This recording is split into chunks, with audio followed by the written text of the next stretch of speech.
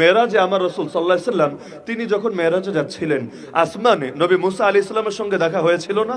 মুসা আলাইহিস সালামের সঙ্গে কথা বলে তিনি যখন বিদায় নিচ্ছিলেন, বিদায় নেওয়ার পরে নবী মুসা কিন্তু কেঁদেছিলেন, কান্না করেছিলেন। বলবেন কেন? তাকেও প্রশ্ন করা হয়েছিল, মা আবকাকা, আপনি কাঁদছেন কেন? কোন জিনিস কাঁদালো আপনাকে? তিনি বললেন, দিলে বড় কষ্ট, আমার ঈর্ষা হচ্ছে।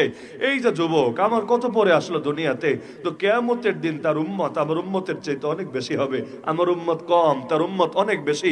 সে তো আগায় গেল এই লাইনে, তা আমার কষ্ট হচ্ছে, আমি তো আগাতে পারলাম না আল্লাহর দ্বীনের ক্ষেত্রে, এই ক্ষেত্রে খেদমতে, এজন্য আমার চোখ থেকে পানি বের হচ্ছে।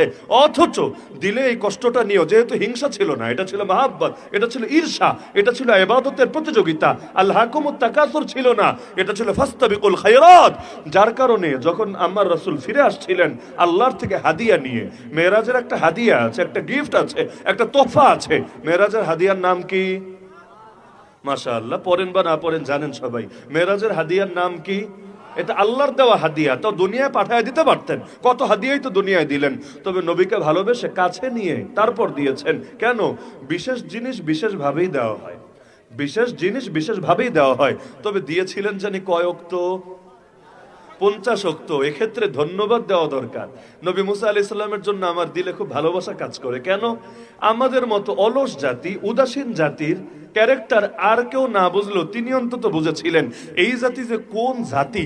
নবী মুসা আলাইহিস সালাম একটা ভালো আইডিয়া করতে পেরেছিলেন, কারণ আমার রাসূল যখন আবার ফিরে আসছিলেন, তিনি তো 50 নিয়ে ফিরে আসছিলেন এবং তিনি আনন্দিত ছিলেন। গিফট বড় হলে খুশি তো বেশি হওয়ার কথা। আরে গিফট বড় হলে খুশি বেশি হবে না? আমার নবীর জন্য 50 কেন, 500 ওয়াক্ত হলেও তো নবী আরো খুশি, কারণ নবী তো এমনি নফল নামাজই পড়ে এত পা ফুলে যায়, সেখানে ফরজ তো আরো বেশি পড়তে পারলে মাশাআল্লাহ, তাহলে আরো বড় মর্যাদার বিষয়। কই নফল আর কই ফরজ? কিন্তু নবী মুসা আলাইহিস সালাম কিন্তু বলেছিলেন, আপনি আরেকবার আল্লাহর কাছে যান, একটু কমায় দিতে বলেন, কারণ এই জাতি আমার চেনা আছে। যদি ওদেরকে চড়াই নাই, বনি ইসরায়েলটা তো চড়াইছি, তো ওই বনি ইসরায়েলের সাথে যে এদের কি মিল আছে না আছে এগুলো তো আমি বুঝি, ওরা পারবে না, আপনার উম্মত পারবে না। বলেন নাই? আপনি যান, একটু যান, আল্লাহকে বইলা কমায় নিয়ে আসেন। আমার রাসূল গেলেন, একবার গেলেন 45, পরে আবার 40, পরে 35, পরে 30, এভাবে আস্তে আস্তে আলহামদুলিল্লাহ 5। এরপরও কিন্তু নবী মুসা বলেছিলেন আরেকবার যান। বলেন নাই? বলেছিলেন।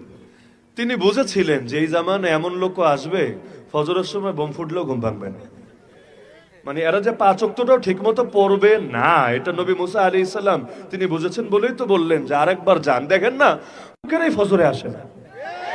সাধারণ মুসল্লিরা কি বলবেন রে ভাই, আপনারা মসজিদ বানান, মানুষের থেকে টাকা কালেকশন করেন। আরে টাকা পরে কালেকশন করলেও হবে, আগে মুসল্লি কালেকশন করেন।